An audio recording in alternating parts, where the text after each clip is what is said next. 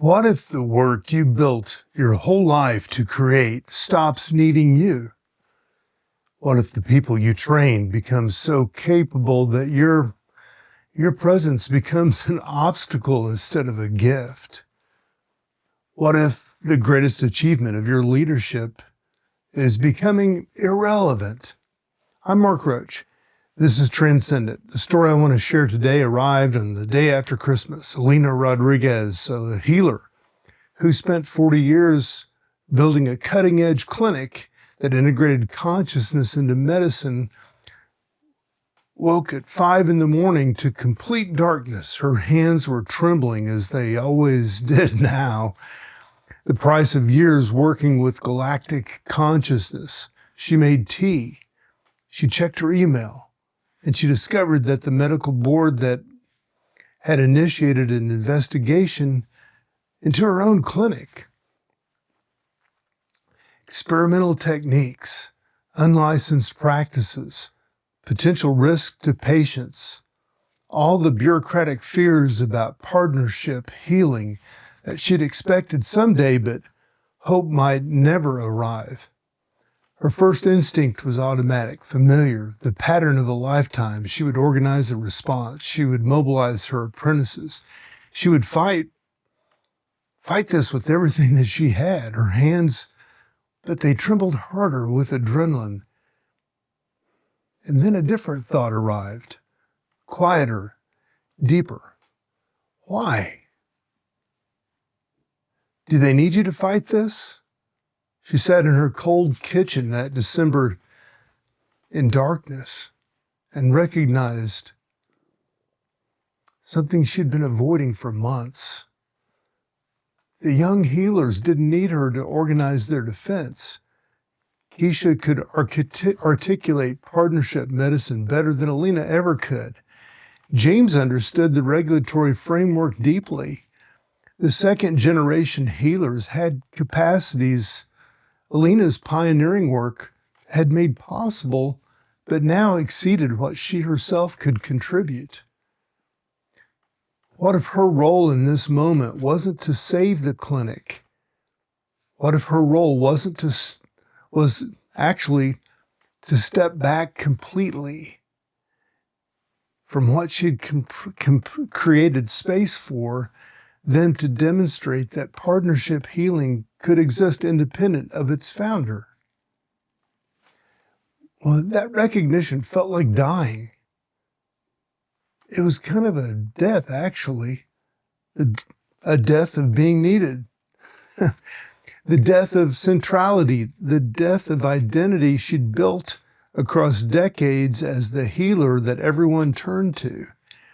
And as Alina sat with this terrible clarity, as she decided not to attend the emergency meetings, not to organize the response, not to insert herself into the work that belonged to a generation that she'd trained, she discovered something winter was teaching through the cold that penetrated everything. Release enabled transformation that control prevented. Obsolescence was her achievement. Her irrelevance was her gift. This tension Alina faced isn't unique to healing. It shows up everywhere, in every domain where elders have built something worth building. In creative communities, artists watch younger creators develop methods they never imagined, technologies they don't understand, approaches that made their pioneering work look like sketches compared to what's emerging now. In community organizations, founders discovered that distributed networks operate more efficiently when there's no central figure to depend on. In family systems, parents recognize that their children surpass them, develop past their ability to guide, claim capacities they can't comprehend. And everywhere this happens, there's the same terrible question: how do we let go? The cultural message is clear and relentless. Never step back. Keep innovating. Stay relevant. Aging is obsolescence. Irrelevance is failure. Your value is your productivity. Your identity is your accomplishment. Hold tight. Defend your territory. Never surrender your influence. Well, winter teaches something different. Winter teaches that completion is different from continuation. That successful teaching creates its own obsolescence. That the most generous thing an elder can offer is space.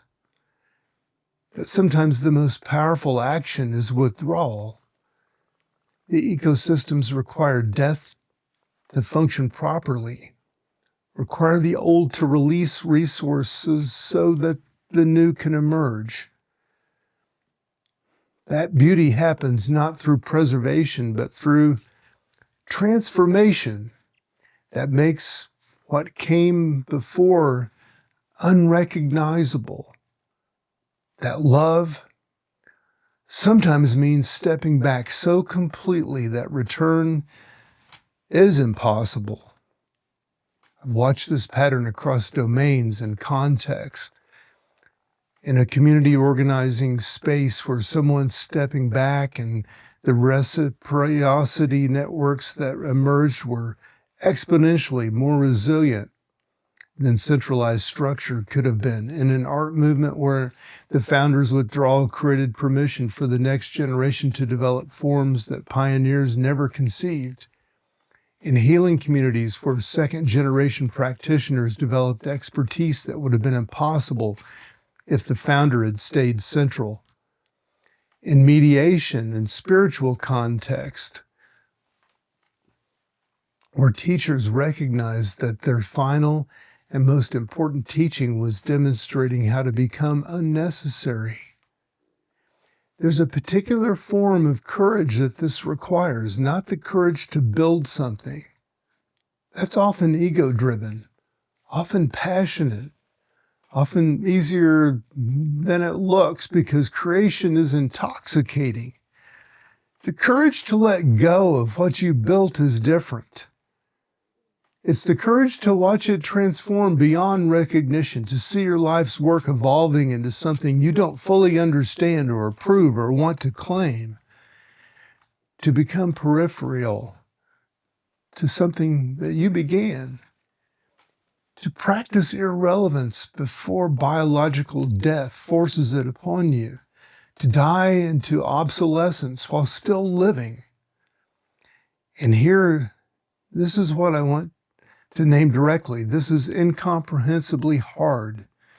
It's grief, real grief, not the kind that transforms into wisdom or becomes meaningful, just grief, loss, the end of identity, the recognition that time has run its course, and the winter teaching isn't that this grief becomes something else. It's that you can feel all of it simultaneously, pride in what they're becoming alongside sorrow that they've outgrown you, satisfaction in having prepared them well alongside the hollow ache of no longer being needed, trust in their capacity alongside fear that you've become genuinely irrelevant, joy at their emergence alongside loss, that they're emerging without you. What if both are true? What if the goal is not to resolve the tension, but to learn how to hold it? To practice releasing your grip while staying present, to give permission for what comes next while grieving what's ending, to embody the possibility that completion looks like obsolescence, that success tastes like irrelevance, that the final contribution may be demonstrating how to step back.